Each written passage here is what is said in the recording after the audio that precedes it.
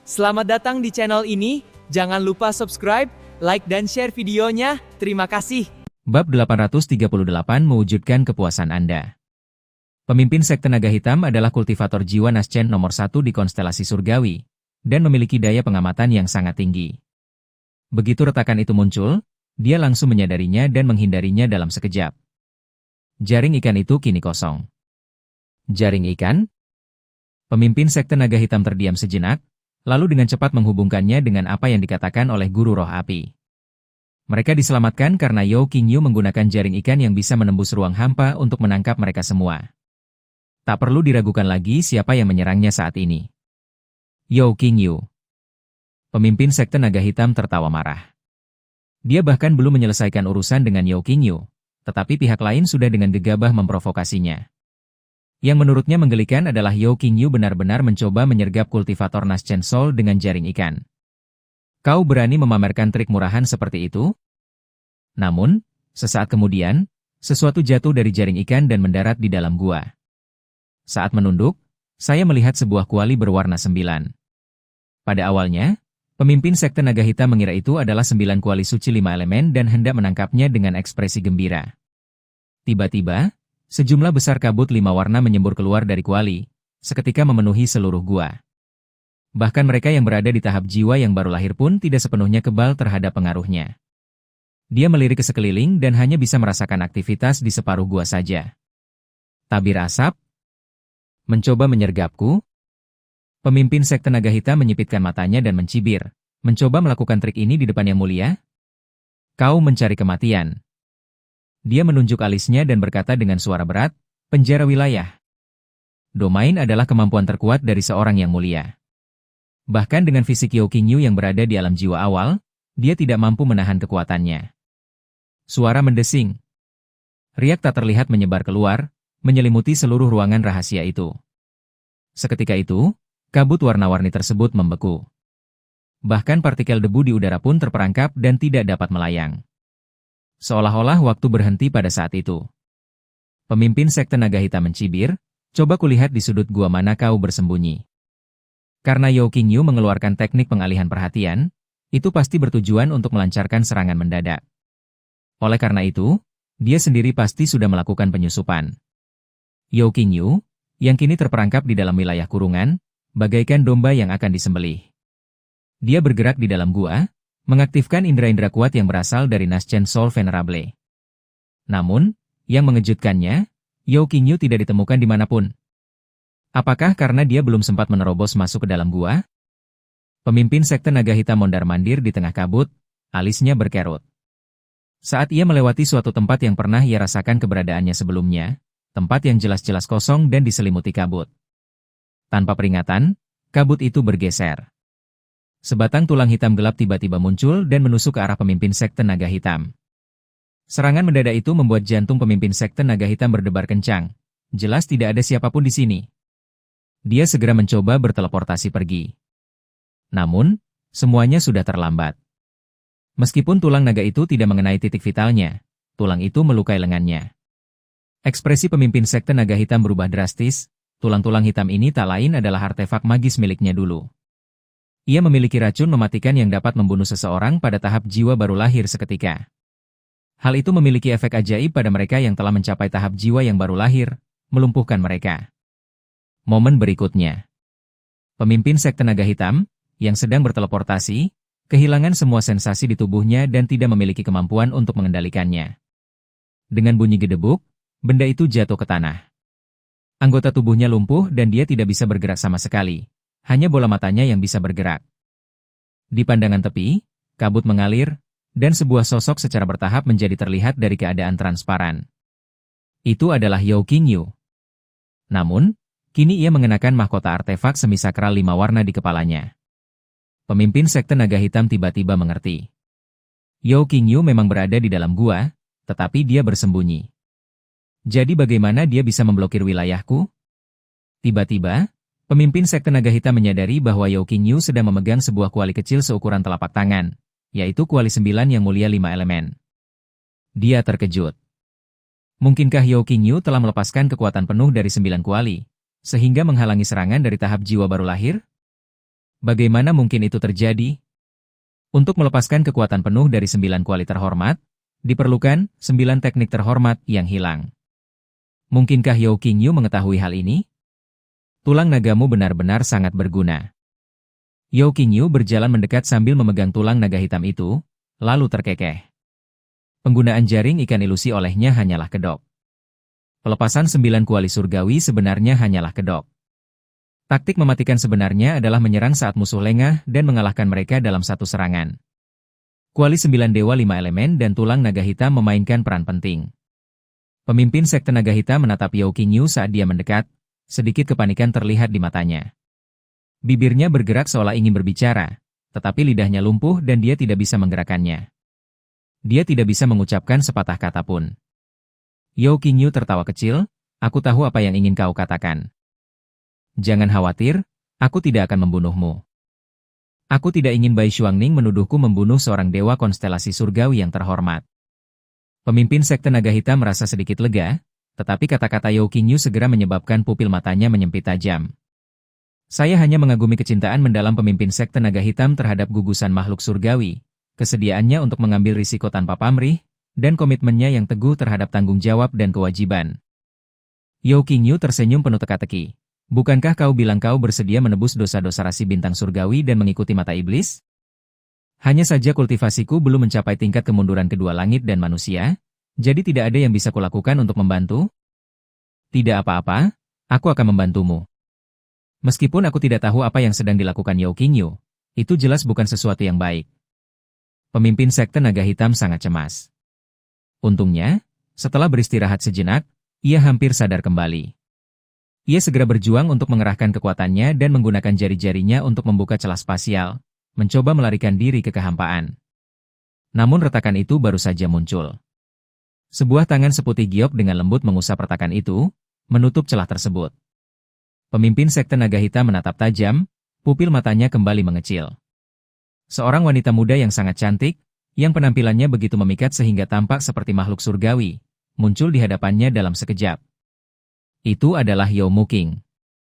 Dia melirik dingin ke arah pemimpin sekte naga hitam, lalu menoleh ke Yao Qingyu dengan mata secerah bunga persik yang mekar, dan berkata dengan patuh. Saya telah menutup area sekitarnya seperti yang diperintahkan saudara saya. Tidak seorang pun dapat merasakan fluktuasi jiwa yang baru lahir yang terhormat di sini. Mendengar itu, pemimpin sekte naga hitam merasakan merinding di punggungnya. Harapan terakhirnya adalah Wakil Ketua Aliansi Bai akan menyadari fluktuasi singkat pada tahap jiwa baru lahir tepat waktu dan kembali untuk menyelamatkannya. Tindakan Yao Qingyu benar-benar teliti. Mereka mengisolasi tempat ini sebelum melakukan pergerakan mereka. Dia kesulitan menggerakkan lidahnya dan membuka mulutnya untuk bertanya, apa yang akan kau lakukan? Yao Muking juga memandang Yao Qingyu dengan rasa ingin tahu. Sebelumnya, Yao Qingyu secara diam-diam telah menginstruksikan dia untuk menyetujui permintaan mata iblis, dan kemudian menangkap pemimpin sekte naga hitam. Tapi apa yang harus kita lakukan selanjutnya? Haruskah kita menyerahkan pemimpin sekte naga hitam? Namun mereka hanya menginginkan Yao Muking, bukan pemimpin sekte naga hitam. Yao Qingyu tersenyum tipis dan mengeluarkan jimat giok yang berisi fluktuasi domain misterius. Inilah alam tak terbatas dari Yang Mulia Xuan Surgawi Konstelasi Kegelapan. Efeknya adalah dapat mengubah penampilan seseorang. Berkat kemampuan ini, dia secara ajaib selamat dari kejaran Sang Maha Pencipta. Jelas bahwa alam ini begitu luar biasa sehingga bahkan 5 tanda kehancuran langit dan manusia pun tidak dapat mendeteksinya. Kelompok mata iblis bahkan lebih tidak mampu melihat menembusnya. Pupil mata pemimpin sekte naga hitam menyempit tajam saat ia langsung memahami maksud Yao Qingyu. Dalam kepanikannya, dia memukul tanah dengan kedua tangannya dengan panik. Yao Qingyu, kau tidak bisa melakukan ini. Aku akan mengalami nasib yang lebih buruk daripada kematian. Bab 839, kamu sama sekali tidak memahamiku. Yao Qingyu berkata dengan tenang, apakah kau tidak bersedia mengabdikan dirimu kepada rasi bintang surgawi? Sekarang aku memberimu kesempatan, mengapa kamu menolak? Dia memegang jimat giok di tangannya dan meletakkannya di dahi pemimpin sekte naga hitam. Pemimpin sekte naga hitam itu panik dan berteriak ketakutan, tidak. Yao Qingyu, lepaskan aku, dan aku akan segera pergi memohon kepada Wakil Ketua Aliansi Bai untuk mengusir mata iblis. Aku bersumpah, aku akan melakukannya. Yao Qingyu berkata dengan acuh tak acuh, itu tidak ada artinya. Apakah Bai Xuangning mampu mengusir mata iblis itu adalah satu hal. Apakah Anda bisa membujuknya adalah masalah lain. Mengapa aku harus meninggalkanmu, yang sudah kumiliki, untuk mencari risiko yang tidak pasti? Lagi pula, bisakah kau benar-benar mempercayai sepatah kata pun yang diucapkan oleh wanita yang licik dan jahat sepertimu? Berubahlah dengan patuh menjadi penampilan adikku dan ikuti mata iblis. Setelah mengatakan itu, dia langsung memasangnya. Pemimpin sekte naga hitam mengerahkan tekad kuat untuk bertahan hidup, memutar kepalanya dengan susah payah untuk menghindari serangan itu. Dia mengancam dengan suara melengking, "Yao Qingyu, apa kau tidak takut wakil ketua aliansi Bai akan membuatmu kesulitan karena memperlakukanku seperti ini? Aku memperingatkanmu, lepaskan aku sekarang dan kau mungkin masih bisa diselamatkan. Jika tidak." Tatapan Yao Qingyu menjadi dingin. "Karena kamu tidak jujur, maka aku akan membantumu untuk jujur." Dia meraih tulang naga itu dan menghantamkannya dengan keras ke dahi wanita itu. Bunyi gedebuk yang teredam. Pemimpin sekte naga hitam menjerit kesakitan, tetapi dengan cepat lumpuh dan tidak dapat berbicara. Dia hanya menatap Yao Qingyu dengan tajam. Sebagai balasannya, Yao Qingyu memukulnya berulang kali dengan tongkatnya. Setelah hanya 3 pukulan, dia merasakan sakit yang luar biasa hingga matanya dipenuhi permohonan. Yao Qingyu tidak berhenti, terus memukul dengan tongkatnya. 80.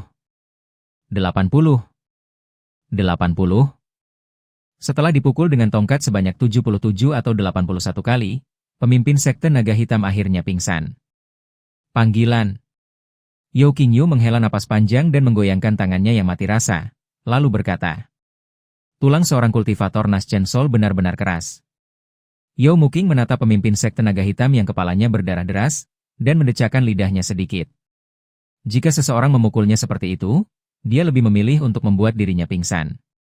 Mengapa harus menderita lebih banyak? Dia mengamati gerak-gerik Yao Qingyu dengan rasa ingin tahu. Mungkinkah pemimpin sekte naga hitam benar-benar berubah menjadi dirinya sepenuhnya? Yao Qingyu meletakkan jimat giok di dahi pemimpin sekte naga hitam lalu menghancurkannya. Gelombang misterius menerjang keluar, menyelimuti tubuh pemimpin sekte naga hitam. Kemudian, Yao Qingyu diam-diam membayangkan penampilan Yao Muking dalam pikirannya. Sebuah pemandangan ajaib pun terjadi. Penampilan pemimpin sekte naga hitam meleleh seperti lumpur, lalu terbentuk kembali, dengan cepat menjadi wajah yang sama sekali baru. Kulitnya seputih giok, dan parasnya seindah lukisan, membuatnya tampak seperti peri dari surga. Itu adalah Yao Muking. Mereka bukan hanya mirip, mereka praktis identik. Bahkan alis dan mata mereka pun persis sama. Yao Muking tampak terkejut dan berkata, "Memang terlihat seperti itu." Yao Qingyu berkata, "Tentu saja, seperti inilah aku membayangkanmu dalam pikiranku." Bagaimana mungkin berbeda? Yao Muking diam-diam merasa senang. Ini menunjukkan bahwa Yao Qingyu mengamatinya dengan sangat cermat, bahkan memperhatikan bahwa beberapa tekstur terbaik pun sama. Tak lama kemudian, Yao Qingyu memvisualisasikan bagian tubuh lainnya dari pemimpin sekte naga hitam. Tubuhnya mengalami serangkaian perubahan. Akhirnya, muncullah Yao Muking yang tampak persis seperti dirinya. Bahkan pakaian mereka pun berwarna putih dan longgar. Temperamen, penampilan, dan fisik direplikasi dengan sempurna. Tentu saja, ini adalah sudut pandang Yao Qingyu. Yao Muking sedikit mengerutkan kening. "Kakak, kau membuat kakiku sedikit lebih pendek dan lebih tebal." "Ya." Yao Qingyu kemudian dengan cermat mengamati bagian bawah tubuh Yao Muking. Ternyata Yao Muking seharusnya lebih tinggi dan memiliki kaki yang lebih ramping. Jadi, dia kembali membayangkan bahwa kaki pemimpin sekte naga hitam akan menjadi lebih panjang dan lebih kurus. "Apakah ada masalah lain?" tanya Yao Qingyu. Orang-orang dengan mata iblis sangat berhati-hati dan tidak boleh mengungkapkan kekurangan apapun. Yao Muking ragu-ragu, seolah ingin mengatakan sesuatu tetapi kemudian berhenti.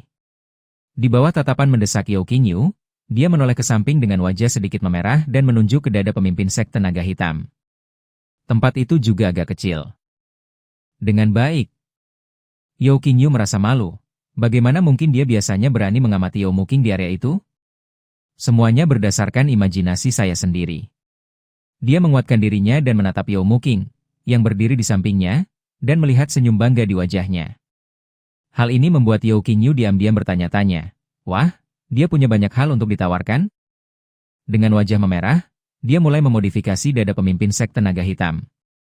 Setelah beberapa saat, dia batuk dan bertanya, apakah ada masalah lain? Yo Muking juga tersipu, dan setelah memeriksa area tersebut dengan cermat, berkata, kurang lebih seperti itu. Lalu, dia bergumam pada dirinya sendiri, mereka sebenarnya tidak mengerti saya. Engah. Yo Qingyu hampir memuntahkan seteguk darah. Apakah tempat itu sesuatu yang mungkin dia ketahui? Dia hanya bisa berpura-pura tidak mendengar dan berkata, sekarang transformasinya sudah selesai, mari kita serahkan pemimpin sekte naga hitam kepada mata iblis. Yo Muking mengangguk dan bertanya, kepada siapa kita harus mengirimkannya? Yo Qingyu mencibir dan berkata, menggunakanmu untuk melunasi hutang itu sudah disepakati oleh wakil ketua aliansi, Bai. Tentu saja dia harus datang dan mengantarkannya. Gua tempat tinggal Dewa Perang yang mulia.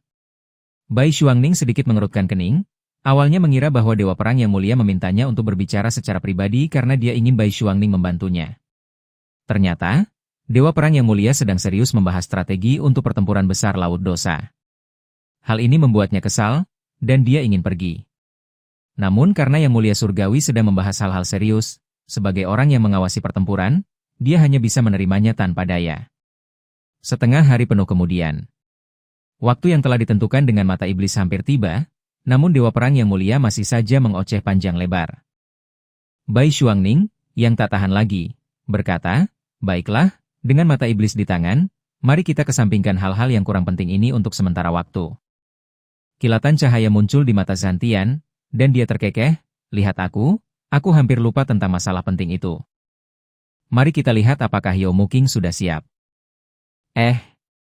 Bai Xuangning sedikit mengerutkan kening. Bukankah Dewa Perang yang mulia sangat menentang Yo Muking pergi bersama mata iblis? Mengapa sikapmu berubah sekarang? Mereka pasti sudah tenang dan menyadari bahwa terburu-buru hanya akan mengakibatkan kehancuran bersama. Jadi mereka menyerah untuk menyelamatkan Yo Muking. Senyum sinis terlintas di bibir Bai Xuangning saat dia berpikir dalam hati, kupikir kau begitu tangguh, tapi hanya segini saja dirimu? Tak lama kemudian, keduanya berjalan berdampingan menuju gua Yo Muking. Tidak ada orang lain di dalam guanya. Hanya Yo Muking yang terbaring tak sadarkan diri di atas ranjang batu. Zhan Tianzun telah menerima instruksi dari Yo Qingyu dan tahu bahwa orang di hadapannya sebenarnya adalah pemimpin sekte naga hitam. Matanya melirik ke sana kemari, memperlihatkan ekspresi kesedihan yang mendalam. Nona Yo ternyata tidak ingin pergi bersama mata iblis. Dia juga tahu nasib apa yang menantinya. Namun demi semua makhluk hidup di gugusan bintang di langit, aku tetap pergi tanpa ragu-ragu. Dia membuat dirinya pingsan, mungkin karena dia tidak ingin sadar dan menanggung siksaan mengerikan yang akan segera dimulai. Bai Xuangning kemudian mengangguk, berpura-pura berbelas kasih. Garis-garis langit tak akan pernah melupakan pengorbanannya. Dia melihat sekeliling dengan bingung, lalu bertanya, apa? Yo Qingyu tidak datang untuk mengantarku? Saudarinya akan diserahkan kepada mata iblis. Dewa Perang yang mulia berkata dengan getir, bagaimana dia bisa tahan menyaksikan hal seperti itu terjadi? Bai Xuangning setuju sepenuhnya, senyum mengejek teruk di bibirnya. Ya, dia pasti merasakan sakit yang jauh lebih hebat daripada jika dia ditusuk pisau. Dalam hati ia mencibir, dasar pengecut, dia hanya bisa menyaksikan tanpa daya saat adiknya dikirim ke sarang harimau. Bukankah penampilanmu hari itu sangat mengesankan? Gemuruh. Nebula bergulir di cakrawala, kapal perang mata iblis telah tiba. Bab 840 Identitas Sang Santa. Bai Xuangning terkekeh, karena tidak ada orang di sekitar, mari kita serahkan dia kepada mata iblis. Dewa Perang melambaikan tangannya, berbalik dan pergi sambil mendesah, aku tidak bisa melakukan hal seperti itu. Wakil Ketua Aliansi Bai, kau bisa menangani ini sendiri. Bai Xuangning mengerang pelan. Dia akan senang memerankan tokoh antagonis seperti itu. Dengan gerakan cepat, dia menarik pemimpin sekte naga hitam mendekat, dan menatap wajahnya yang tampan dan tanpa celah, dia berkata dengan setengah tersenyum. Wanita secantik itu, orang-orang jahat dari geng mata iblis pasti akan memperkosa dirimu, bukan? Jangan salahkan wakil pemimpin ini karena bersikap kejam. Jika kau punya seseorang untuk disalahkan, salahkan saudaramu yang kurang ajar itu karena telah tidak menghormati wakil pemimpin ini. Setelah mengatakan itu, dia dan Yo Muking menghilang tanpa jejak. Ketika muncul kembali, ia sudah berada di depan kapal perang mata iblis. Dia melemparkan pemimpin sekte naga hitam dari kejauhan, sambil berkata dengan tenang. Lakukan apapun yang kamu mau dengannya. Terima kasih kembali. Setelah mendapatkan pemimpin sekte naga hitam, mata iblis mengerutkan kening sambil berpikir. Apakah Mu Qing terlalu mudah dikalahkan minggu ini? Namun, setelah diperiksa lebih teliti, tidak ditemukan apapun. Dia mengangguk sedikit, biarlah masa lalu berlalu. Berjalan, gemuruh, dengan raungan yang memekakan telinga, kapal perang mata iblis berlayar pergi. Bai Xuangning berkata dengan nada bercanda, kembali dan lihat ekspresi seperti apa yang ditunjukkan Yao Qingyu yang tidak berguna itu. Saat ini, Yao Qingyu berada di dalam guanya. Pasangan Meng Gucheng sedang berbincang empat mata dengannya. Meng Gucheng mengeluarkan sebuah kuali 9 warna seukuran telapak tangan dan berkata, Saudara Tao Xiao, mohon jangan menolak lagi. Kita tidak berdaya untuk melindungi kuali ini. Sebaliknya, ia akan mendatangkan kematian bagi kita. Ternyata, selama setengah hari terakhir, Meng Gucheng secara samar-samar merasakan bahwa 9 kuali yang diwariskan melalui Istana 9 yang mulia telah mengalami aktivitas yang tidak biasa. Hal ini memberinya gambaran yang samar. Ada kemungkinan bahwa di antara mereka yang memiliki mata iblis, seseorang telah menguasai 9 teknik terhormat, tetapi untungnya, orang itu belum sepenuhnya menguasainya. Oleh karena itu, mereka tidak dapat memanggil ke-9 kuali itu pergi, dan mereka juga tidak menyadari keberadaannya. Jika tidak, pasangan itu akan berada dalam bahaya.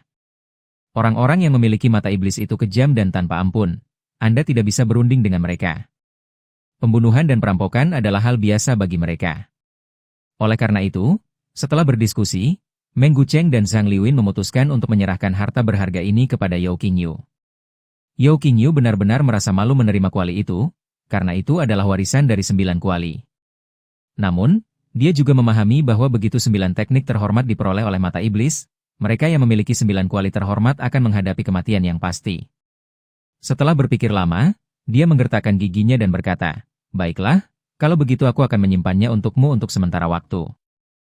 Aku akan mengembalikannya padamu ketika aku menghancurkan mata iblis di masa depan. Meng Gucheng menghela napas lega, mengangkat telapak tangannya dan memukul kuali, dari mana seberkas jejak darah esensi terbang keluar. Dengan demikian, 9 kuali di hadapan mereka menjadi tanpa pemilik. Yao Qingyu mengambilnya dan menyuntikkan darah intinya sendiri ke dalamnya. Tak lama kemudian, sepotong informasi terlintas di benak saya. 9 kuali suci tanah tebal, ketika diaktifkan oleh 9 teknik suci, dapat melepaskan kekuatan penekan yang dahsyat.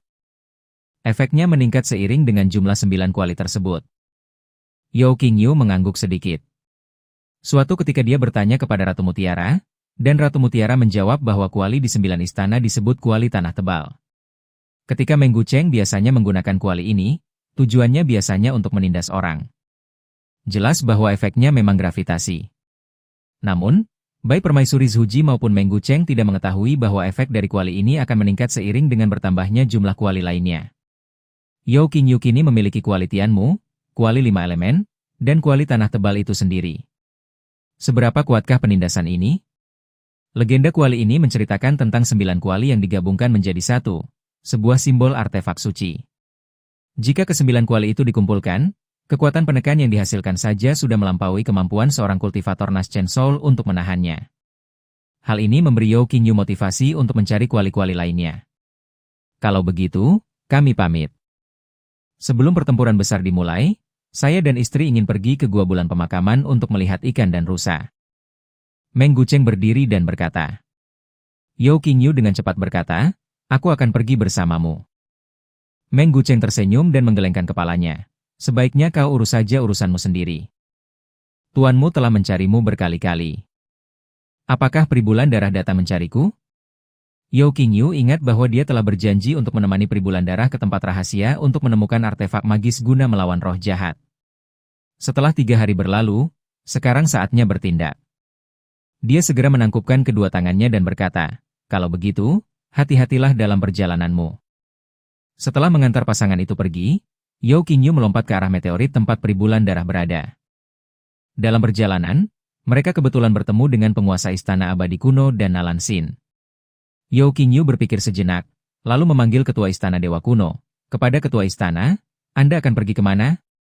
Sang master istana abadi kuno menangkupkan kedua tangannya sebagai tanda hormat, ekspresinya secara halus menyampaikan rasa kagum kepada seorang sesepuh. Saudara Taoxiao, saya berencana pergi menemui Yang Mulia Zantian untuk mendapatkan misi tingkat 2 lainnya untuk Nalansin. Dan kamu? Oh. Yao Qingyu berpikir sejenak, mengira bahwa dia juga bisa mengambil misi tingkat 1 yang sedang dalam perjalanan. Aku hanya tidak tahu kemana peribulan darah membawanya. Ia tersadar dan berkata, aku juga ingin melakukan perjalanan jauh. Karena kebetulan kami bertemu dengan panitera pengadilan, barang ini akan dikembalikan kepada pemiliknya yang sah. Dia mengeluarkan perangkat penyimpanan spasial. Ketua pengadilan abadi kuno melirik mereka, alisnya berkerut saat dia berkata, itu adalah formasi pedang pembunuh langit kami. Dia tentu tahu bahwa Yao Qingyu telah mengambil formasi pedang ini dari Dewa Abadi Wengu. Namun, dia tidak meminta itu selama ini karena ada hal lain yang ingin dia minta. Saudara Taoxiao, karena Anda akan melakukan perjalanan jauh, Anda boleh terus menggunakan pedang ini. Namun, masih ada satu permintaan lagi. Yao Qingyu diam-diam merasa senang. Formasi pedang pembunuh langit adalah senjata mematikan yang mampu menekan dan membunuh kultivator pada tahap jiwa baru lahir, jadi wajar jika dia tidak keberatan memiliki lebih banyak senjata itu. Silakan berbicara, Yang Mulia. Ketua Istana Abadi Kuno melirik Nalansin di sampingnya dan menghela napas. Sesama penganut Taoisme Yao memiliki kekuatan supranatural yang besar. Dia seharusnya memiliki kesempatan untuk selamat dari malapetaka ini. Jika kau masih hidup, tolong jaga muridku dan tinggalkan secercah harapan untuk Istana Abadi Kuno kita. Aku pernah ke Laut Dosa dan menyaksikan kekuatan roh-roh berdosa. Setelah mengetahui bahwa Sang Bijak telah meninggalkan konstelasi surgawi, penguasa Istana Surgawi Kuno menyadari bahwa peluangnya untuk bertahan hidup sangat kecil. Yao Qingyu dapat dipercaya baik dari segi karakter maupun kemampuan. Layak dipercaya. Setelah berpikir sejenak, Yao Qingyu menjawab dengan tegas, baiklah, saya setuju. Dia berhenti sejenak, lalu menatap Nalansin. Dia teringat bagaimana suatu ketika dia salah mengira Nalansin sebagai roh jahat yang menyamar, lalu menyentuh dan menelanjanginya. Dia telah berjanji untuk menebus kesalahannya kepada Nalansin suatu saat nanti. Sekaranglah waktunya. Saya juga ingin meminta bantuan. Ketua Pengadilan Abadi Kuno tertawa kecil karena terkejut. Apakah ada sesuatu yang dapat dilakukan Pengadilan Abadi Kuno saya untuk membantu rekan Taoxiao? Yao Qingyu kini menjadi sosok tanpa ampun yang mampu menghadapi pemimpin sekte naga hitam secara langsung. Dia tidak bisa memikirkan cara apapun yang bisa dilakukan oleh Pengadilan Abadi Kuno untuk membantunya. Yao Qingyu berkata, dulu aku berhutang budi pada Nalansin, dan sekarang aku ingin membalas budi padanya. Penebusan? Mata Ketua Pengadilan Abadi Kuno menunjukkan ekspresi berpikir, dan dia samar-samar mengerti apa artinya. Maksudmu identitasnya sebagai seorang santa? Yao Qingyu mengangguk dan berkata, aku telah mendengar bahwa gadis suci sekte kalian harus mengabdi pada formasi pedang pembunuh langit seumur hidup, dan tidak diperbolehkan menikah, agar dia dapat mencari nafkah dengan melindungi formasi pedang tersebut. Apakah ini benar? Sang guru Istana Abadi Kuno mengelus janggutnya dan berkata, ini adalah aturan yang telah dipertahankan sekte kita selama 1000 tahun. Yao Qingyu berkata, junior ini berani meminta pemimpin sekte untuk mencabut status Nalansin sebagai seorang santa dan mengembalikan kebebasannya.